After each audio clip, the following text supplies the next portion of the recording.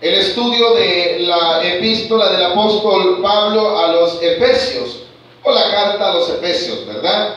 Habíamos iniciado ya la semana anterior este estudio en donde habíamos avanzado. Vimos cómo el apóstol Pablo describe su saludo a la iglesia en el versículo 1, dirigiéndose a la iglesia como los santos. ¿Se recuerdan de eso, verdad? Dice que esa es la forma como el apóstol dice en el versículo 1, Pablo, apóstol de Jesucristo, por la voluntad de Dios, a los santos y fieles en Cristo que están en Éfeso. ¿Qué quiere decir eso? Que Pablo veía a la iglesia como algo sagrado. Y decíamos que la palabra santo tiene un significado y es apartado o separado del mundo para un propósito. Así es usted y yo en este tiempo. En aquel tiempo el apóstol se dirigió a una iglesia, pero en realidad su propósito era que esta carta la conociesen todos los santos. ¿Cuáles santos? Santos no son los que, como algunos dicen, ¿verdad? Aquellos mártires que murieron, no solamente ellos, porque es posible, algunos, como lo dice la palabra, Pablo le es conocido como San Pablo, pero también usted, amada iglesia, Dios la ha escogido a usted. Quiere decir que los santos de este tiempo somos nosotros. Somos nosotros, iglesia. No es un título que nos hemos ganado por mérito propio, sino que Dios nos lo ha dado, porque Él nos ha escogido para un propósito. ¿De acuerdo, iglesia? Quiere decir que la palabra santos es hacia miembros de una iglesia. Eso quiere decir la palabra santos. Así lo dice el versículo 1, ¿verdad? A los santos fieles en Cristo Jesús. Luego el versículo 3 decía: bendito sea el Dios y Padre de nuestro Señor Jesucristo, que nos bendijo con toda bendición espiritual en los lugares celestiales en Cristo. ¿Qué decía esto?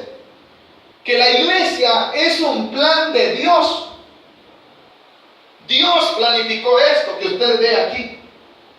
Dios ha planificado, hermano, el tenerlo aquí, el que usted y yo seamos parte de la iglesia. Es un plan divino que no viene de ningún hombre, que no viene, hermano, de ningún pastor, sino que es un plan hecho allá, hermano, en el creador de Dios, en el corazón de Dios estuvo la planificación de Dios.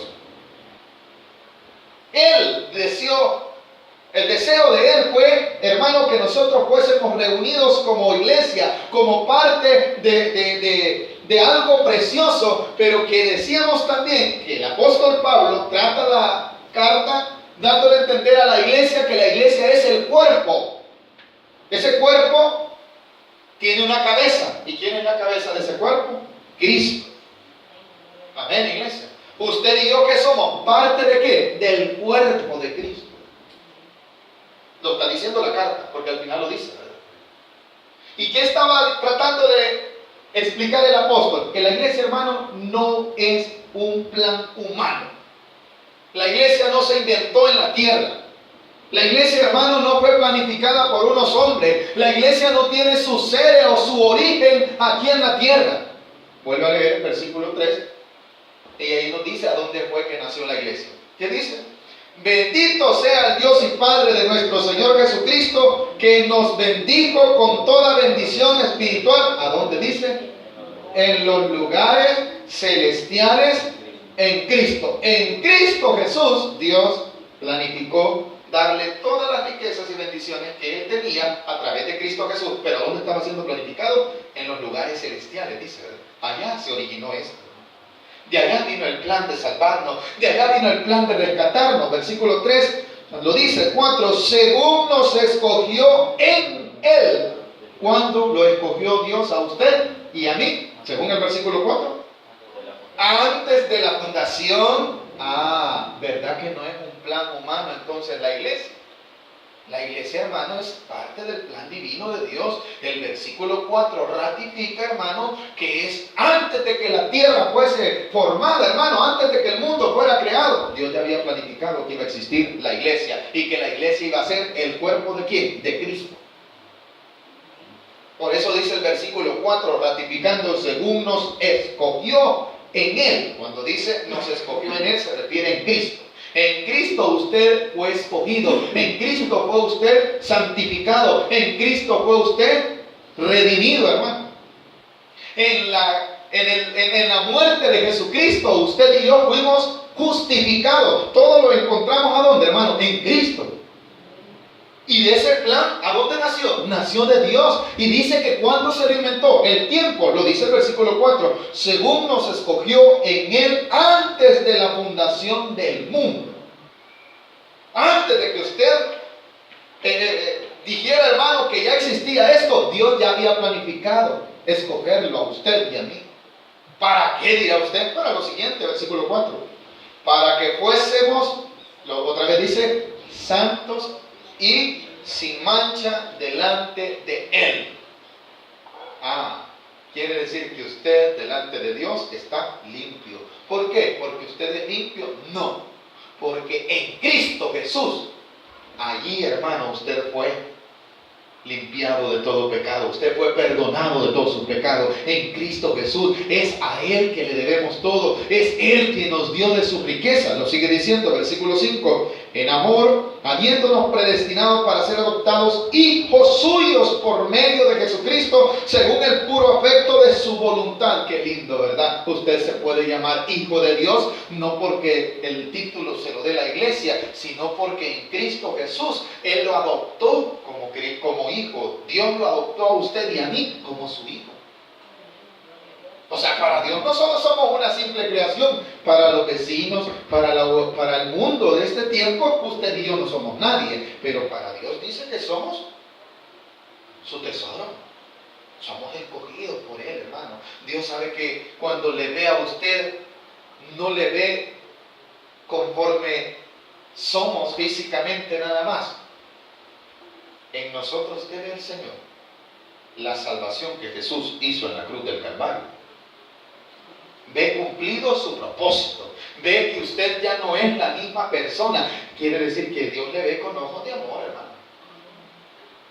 Nosotros somos los que nos miramos mal a veces. Lastimosamente en el mundo la gente nos ve de menos, ve como que no somos nada. Pero el Señor sabe que le ve con ojos de amor. Como parte de su cuerpo lo vemos en pocas palabras. Algunos de nosotros quizás ya lo hemos visto esto del cuerpo de Cristo en otra carta. Nos damos cuenta, hermano, que todo lo que Dios nos hizo en nuestro cuerpo, todo se necesita. Aunque para otras personas los miembros de nuestro cuerpo son algo extraños y feos, pero para usted son importantes y los ama. ¿Cuántos aman sus manos? ¿Cuántos aman sus ojos? ¿Cuántos aman sus pies?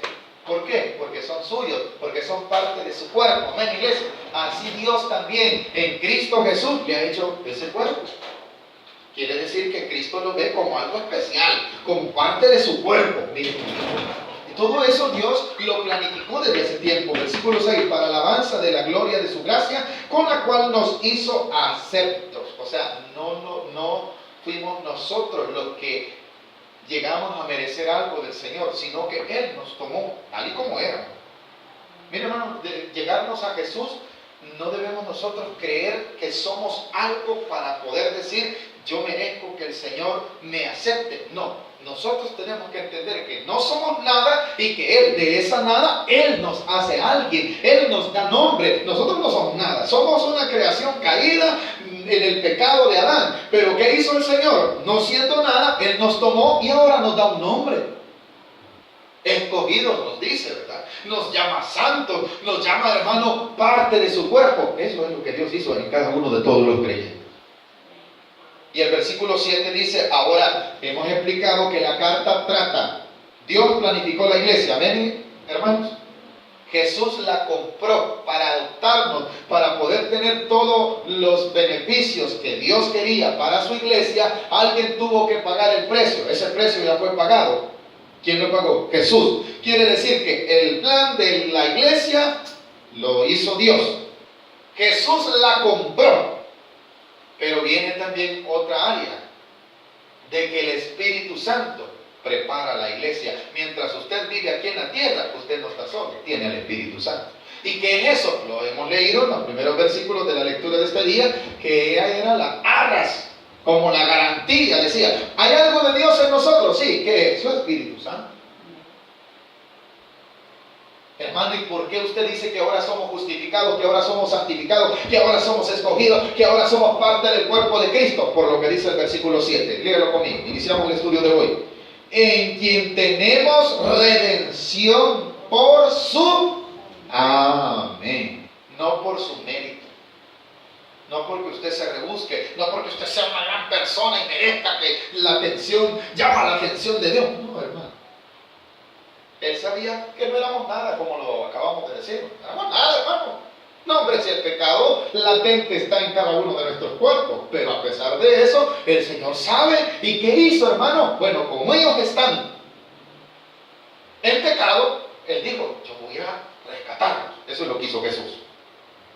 Hermano, ¿y cómo es esto? La palabra redención, para mejor explicarlo, existe una palabra que nosotros debemos de entender, que nosotros estábamos vendidos al pecado.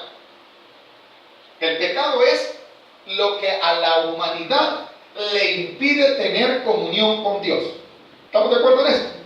El hombre se separó cuando cayó Adán. Ya no había comunión. Todo eso, hermano, hizo que las generaciones que nacieran después de Adán estuviéramos separados por causa del pecado. ¿Qué hizo Jesús? Jesús volvió a restablecer la comunión entre el hombre pecador y el santo, que es el Todopoderoso. Pero para eso tuvo que pagar un precio. ¿Ese precio cuál fue? Su muerte, su crucifixión. Esto, para, como volvemos a explicarlo, es como que si usted estuviese en el mercado, lo hemos dicho de esta forma. Pero usted quiere ir a traer algo al mercado, usted ve y dice, bueno, yo quiero estos tomates, pero no son suyos, usted tiene que pagar un precio, ¿verdad? Hermano, ¿cómo nos está tratando? Eso quiere decir la palabra agorazo y exagorazo. Estábamos en venta. ¿Cuál era nuestro, quién era nuestro amo? El pecado. Estábamos esclavos al pecado. Esa esclavitud quiere decir que estábamos sujetos a ello. Entonces, para que nosotros fuésemos libres de ese pecado, había que pagar un precio. La palabra de Dios dice que la paga del pecado, ¿qué era? La muerte. Quiere decir, hermano, que Jesús dijo, bueno, ellos están, como volvemos al caso de las personas que van al mercado a comprar algo, ahí está eso, hermano, pero es de alguien. Para que sea suyo, ¿qué tiene que hacerlo? Comprarlo. Ese precio, ¿quién lo tiene que dar? El que lo quiere, ¿verdad? ¿Quién dio el precio por usted y por mí? Jesús de Nazaret. De eso está hablando. Hermano, usted nos está poniendo como que si fuéramos tomates en el mercado. ¿Qué dice el versículo 7? Detenidamente lean y dice así: en quien tenemos redención por su sangre. La palabra redención es que estábamos caídos, hermano. Estábamos en un estado deplorable. Estábamos en un estado, hermano, en el cual nadie daba por nosotros. ¿Y qué significa? Necesitábamos que alguien nos valorara. Alguien dijo, ellos están allí, yo voy a pagar el precio. Quiere decir que había un valor. Alguien nos dio un valor. ¿Quién fue el único que nos dio un valor? Solo Jesús. Cuando nos compró, entonces, ¿qué quiere decir? Nos redimió, nos dio un valor. Usted ya no solamente es el simple personaje que los vecinos conocen. Usted se llama tal y tal y tal. No, hermano. Usted dice en el versículo anterior que es adoptado por el Señor y que es llamado hijo. ¿De quién? Del Todopoderoso. Efesios, hermanos, es una carta que la iglesia debería de tomarla como un testamento, como una acta a favor de nosotros. Así lo describe el apóstol Pablo.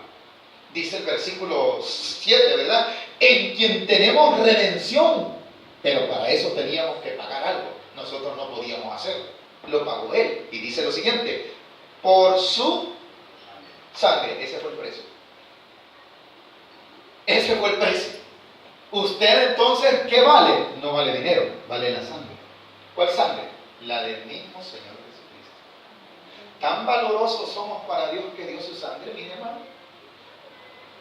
El profeta describe, hermano, que aunque el hombre se lave con lejía y detergente, dice, ¿verdad? No se puede borrar el pecado, pero hay algo que lo borra. ¿El qué? La sangre. ¿Cuál sangre? ¿La suya? No, contaminada está, igual que la de toda la humanidad. Nuestra sangre está contaminada. Pero hay una sangre que limpia nuestro pecado. ¿Cuál es? La que se derramó ¿a dónde? En la cruz. Ese fue el precio. Esto debería de valorarnos a nosotros, entonces haciéndonos entender, hermanos, ya no podemos andar en el pecado. Si Jesús murió, dio su sangre para que ya no estemos allí. Esto es lo que muchas veces no entendemos. Hermano, pero ¿por qué a la iglesia vienen muchos y vuelven a caer al pecado? Porque no le dan el verdadero valor que Jesús dio por nosotros. El verdadero valor que Jesús dio fue su sangre, hermano. Cuando yo voy al pecado, hermano, me divierto y me ensucio en el pecado, ¿el qué estoy haciendo yo? Desvalorizando lo que alguien pagó por mí. No sé si estamos entendiendo. O sea, yo me voy al pecado, ay, la iglesia cerrémosla, hermano, y vámonos a divertirnos más que viene Año Nuevo, ¿verdad? Viene Navidad, démosle al chumpe y al pavo y a la cerveza y a todo. Mi amado hermano, ¿qué estoy haciendo yo? Estoy desvalorizando los clavos que traspasaron las manos de Jesús. Amén, hermano. ¿Y eso qué está haciendo, hermano? En pocas palabras, Jesús ya no quiere que yo esté ahí, para eso Él murió. Pero ¿qué estoy haciendo yo? No quiero salir de ahí, ¿verdad? Viene Él y me compra. Entonces yo debo de valorar como iglesia cuánto es mi precio. No es dinero, es la propia sangre de Jesús. Por eso el apóstol Pablo aclara una palabra tan hermosa que dice 7, en quien tenemos redención. ¿A causa de qué? De su sangre. Pero no solamente tenemos eso. Eso trajo otra bendición a nuestra vida. ¿Cuál es? Versículo 7 siempre. Por su sangre, el perdón. Mire qué lindo, hermano. Todos los sinvergüenza que somos, Jesús nos perdonó. ¿Qué dice la carta del apóstol Pablo a los Romanos? Capítulo 5, versículo 8.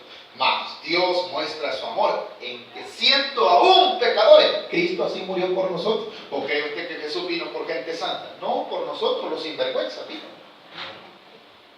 Sí, hermano, ustedes pero son bien liberales. No es que seamos liberales, esa es la realidad. Nosotros somos, para disculpar la impresión, somos una desgracia, hermano. Si la única gracia que hay en nosotros es la que Cristo derramó sobre nosotros. De lo contrario, ¿cómo somos? Si media prueba hacemos, tenemos y ya estamos llorando. No aguantamos, hermano. Si miren, mis amados hermanos, nosotros nos dicen algo y ya estamos entripados, ¿verdad? Como que si fuéramos el cuerpo de espín, con ganas de tirar esas puntas, ¿verdad? Esas grandes púas que tienen. Así somos naturalmente. Pero aún así, ¿qué hizo el Señor? Ay, mi hijo no puede estar así. Dijo el Señor, voy a dar mi sangre por él, voy a morir por él. Eso hizo Dios por nosotros. ¿Qué éramos nosotros? Nada.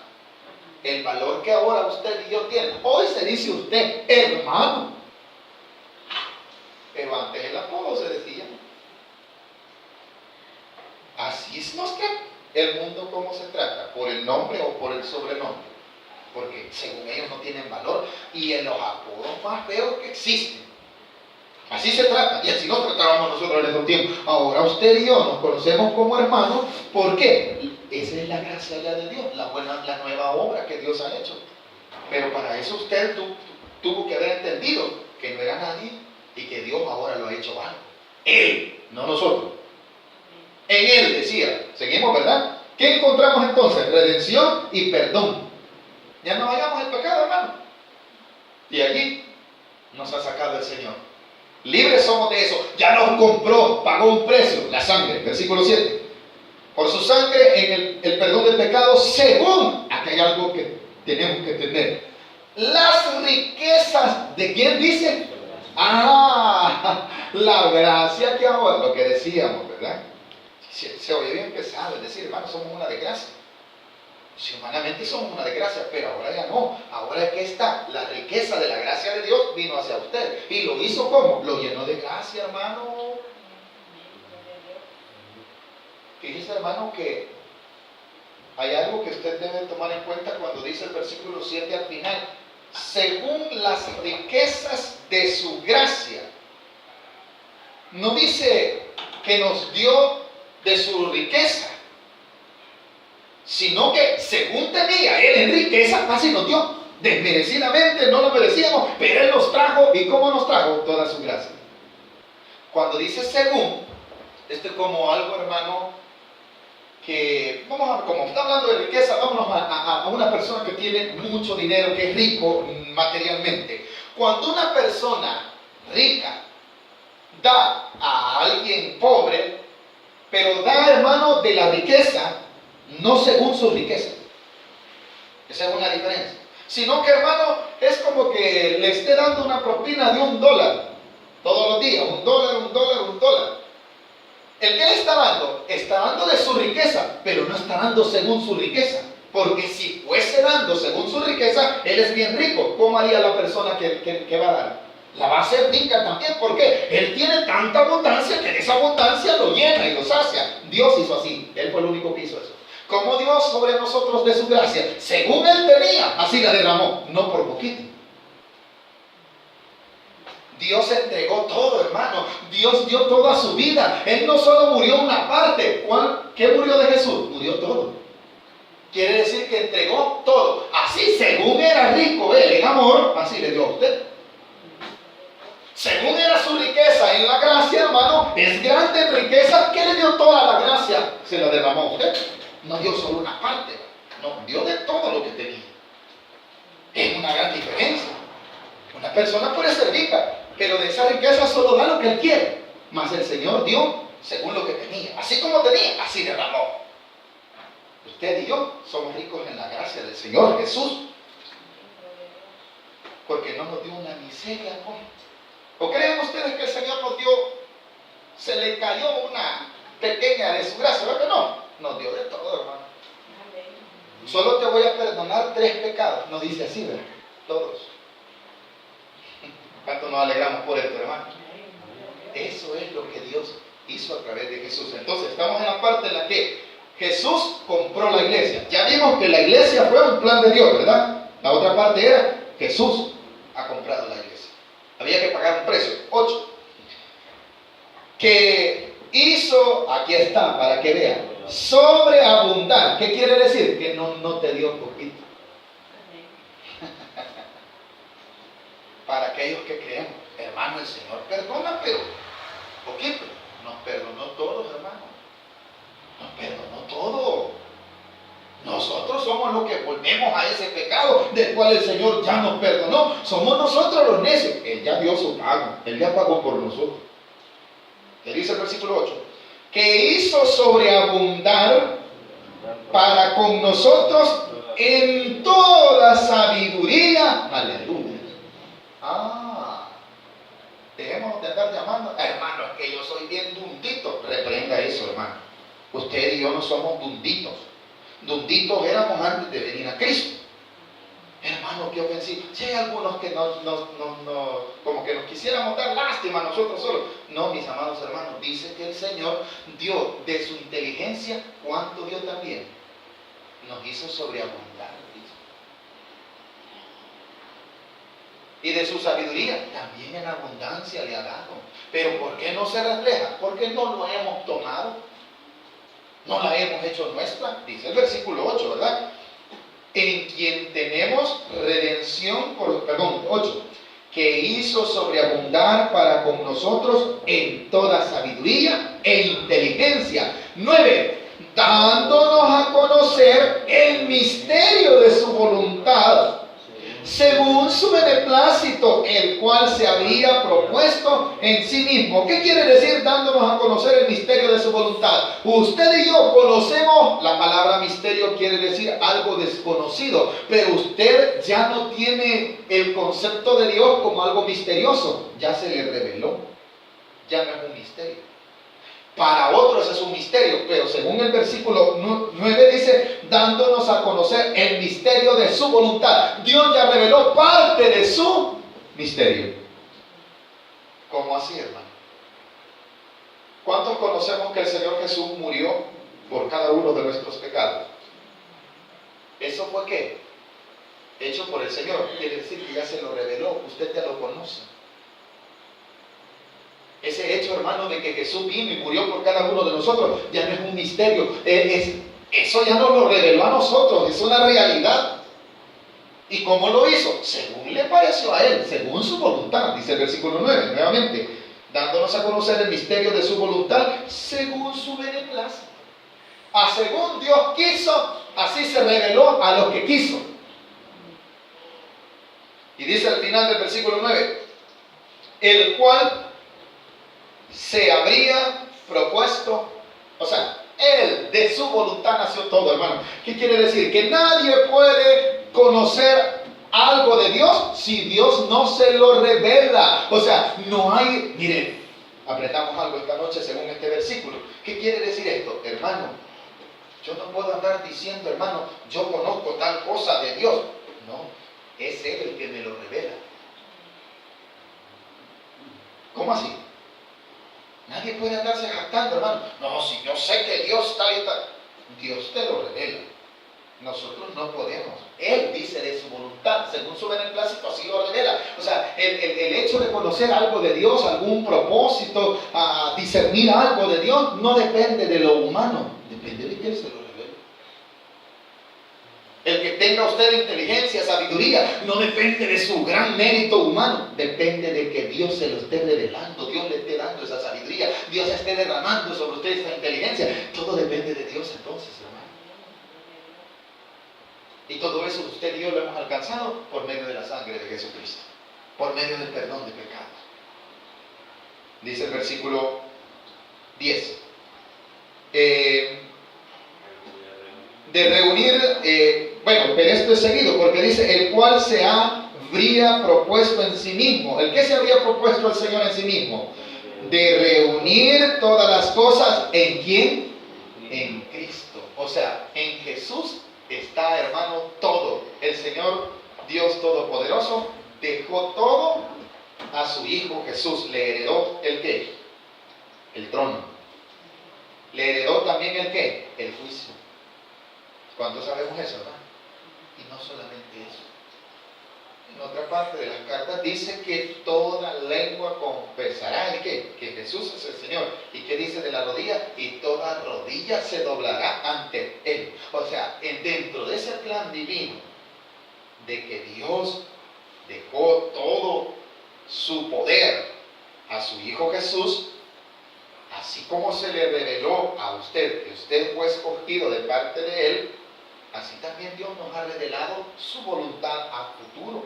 ¿Cuántos sabemos, hermanos, que el futuro del mundo no está en manos humanas, sino en Dios? Que eso lo conoce usted. ¿Y quién se lo reveló? El Señor. Que este sistema que gobierna en este tiempo, cuando me refiero al sistema que gobierna, no me estoy refiriendo a partidos políticos. Me refiero a todo, hermano, lo corrupto que hay en el mundo, que por causa del pecado. Esto no tiene buen fin, hermano. La palabra de Dios dice que ha de venir el Señor Jesús a gobernar. ¿Estamos de acuerdo en esto, hermano? Entonces, ¿qué quiere decir? Que ese es un plan divino. Ya Dios ya lo tenía planificado. Él tenía planificado reunir en Cristo todas las cosas. ¿Cuáles? Versículo 9, 10. De reunir todas las cosas en Cristo en la dispensación del cumplimiento de los tiempos. O sea, hay un momento, todavía no se ha dado esa parte. ¿Qué dice?